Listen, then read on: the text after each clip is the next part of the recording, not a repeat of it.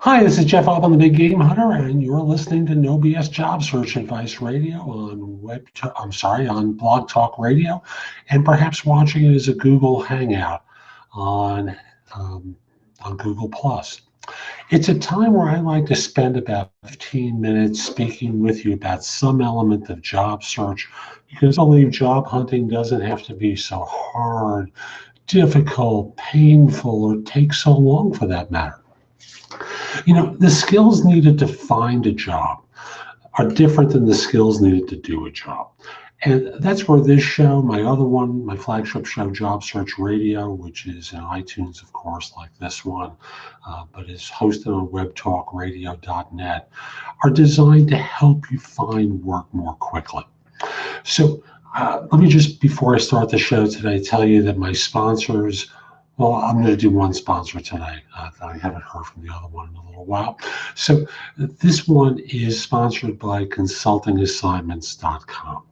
Consultingassignments.com is a site where you can find and fill consulting assignments, full-time consulting positions, temp to perm, and contract to hire opportunities anywhere in the world, completely free. Posting a job or a resume is free. Searching jobs and resumes is free. The ability to contact one another is also free. The only thing the site charges for is if you're going to feature a job or a resume, it is $10 for 30 days.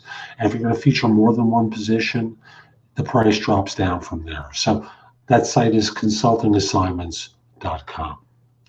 Now, as someone who has been in recruiting for a long time, I've spoken to millions of people over the course of my career, evaluated hundreds of thousands of people over the course of my career.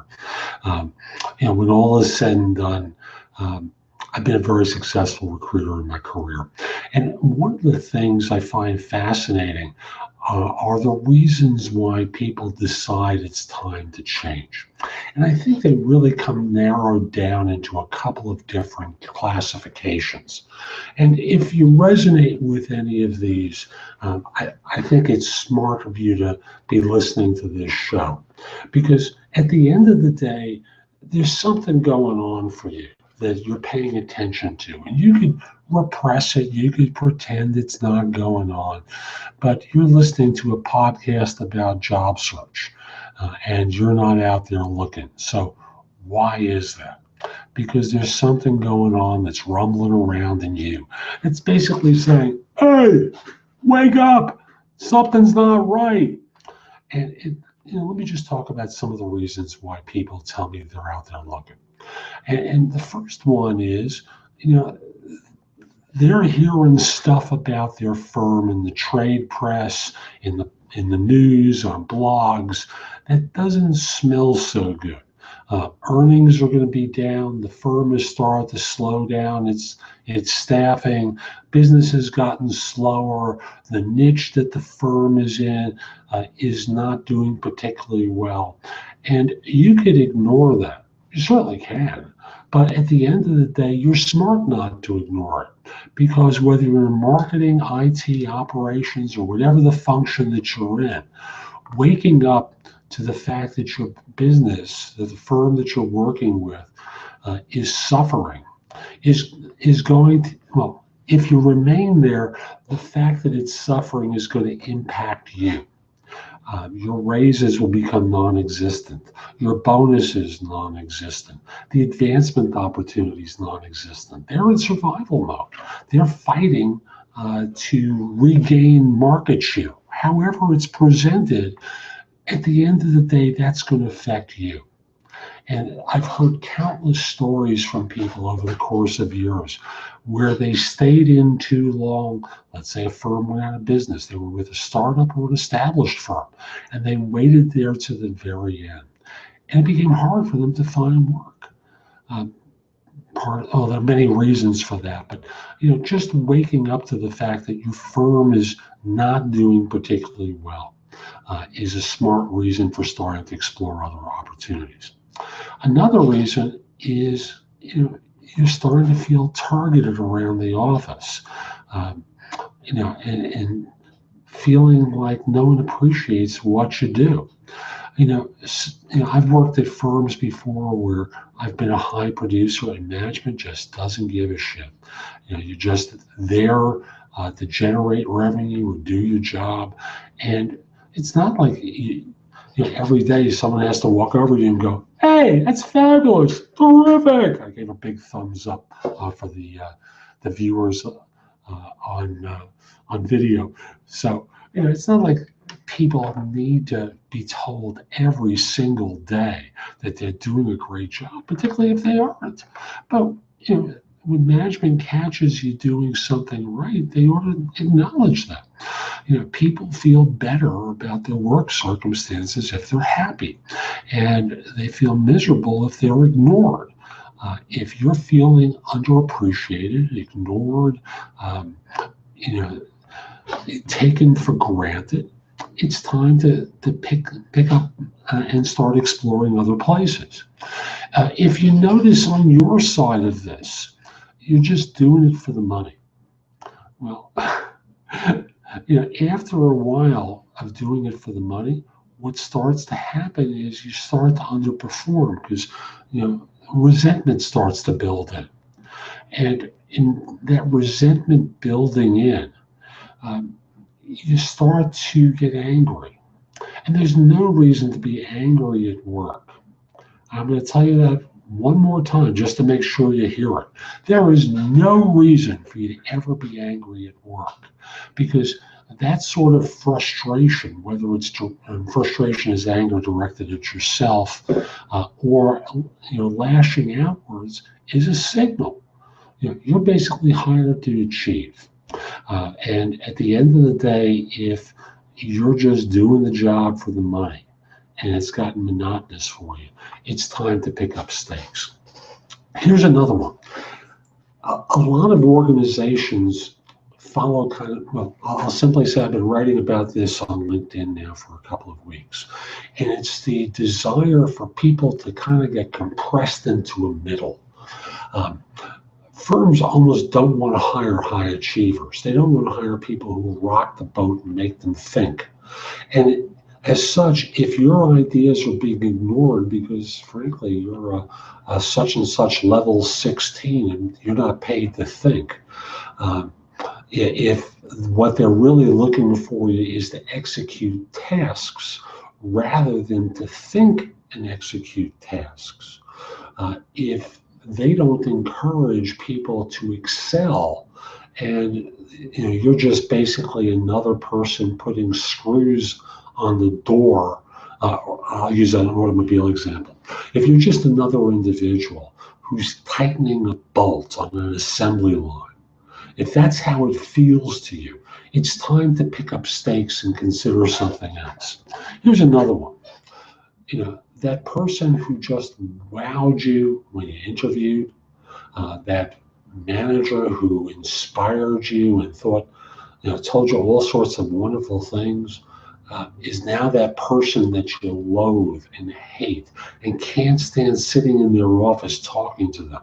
If you can't stand one more meeting with this person because you've just found them to be a contemptible swine, that they've lied to you over the course of time, and you just can't believe anything they tell you, it's time to go.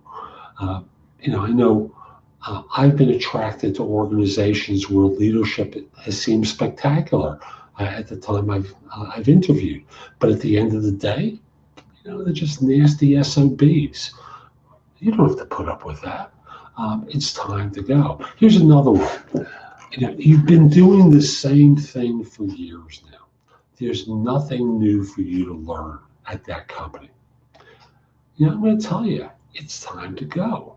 If there's no one you can learn from, if they're not going to send you for training, if there's nothing that you're going to do that's going to be more than stagnating in the same function for the next 30 years of your life, without a thank you, without an attaboy or attagirl, with only being caught doing something wrong and people, basically telling you screwed up.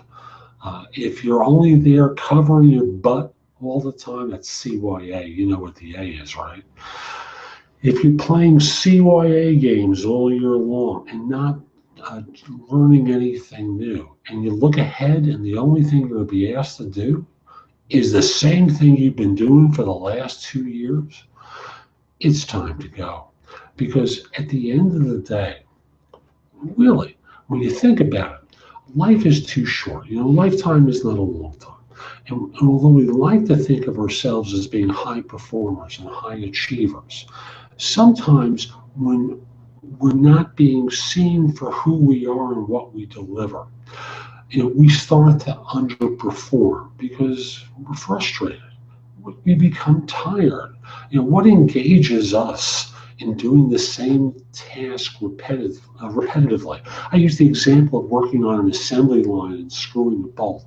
And I respect these guys something fierce because they, whether they're men or women, are out there doing something to take care of their families that you and I might find monotonous. But they do it.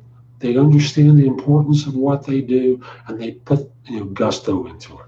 Well, for you as an individual working for a firm, unless you're learning, unless you're developing, unless you're involved with new things, I think the same thing will happen to you. It's going to become monotonous, and eventually you're going to underperform. Who wants that? Better to be proactive and take action than to sit there doing the same job again and again. And especially if you're someone who rocks the boat and you're asked to conform into that narrow band of function, who needs it? So at the end of the day, I'm just going to tell you, pick up stakes and start exploring things. So I'm Jeff Altman, the Big Game Hunter. I hope you found this show helpful. Excuse the ringing that's going on, but I've got a call coming in. And I'm going to ignore that and respond to it a little bit. I'm also going to say, come over to my website, thebiggamehunter.us, and go exploring, because I've got a lot more information there that you can watch, listen to, or read that'll help you find work more quickly. Also want to say that if we're not connected on LinkedIn, send a connection request at linkedin.com/IN/the Big Game Hunter. Final thoughts, and this is something new for me. I've been doing it on my other show on Job Search Radio, and I think what I've decided to do is to make it available as a service. Because sometimes you get stuck in your job search and you're just not getting the results that you want. You're not quite sure what to do about it. Well, what I've started to do is a session with someone, lasts at least an hour, where I kind of dissect what they've been doing as part of their search. I call it a job search makeover. So in doing this makeover, I'm going to break down everything that you're doing, that you tell me about, because I can't guess all the things that you might be doing, and try and reconstruct it in a way where you can be doing things better. So you can find out more about that at my website, thebiggamehunter.us. There's a lot more content there, like I said, so go over to the site and go exploring. So I'm Jeff Altman. Hope you enjoyed today's show. Hope you have a great day.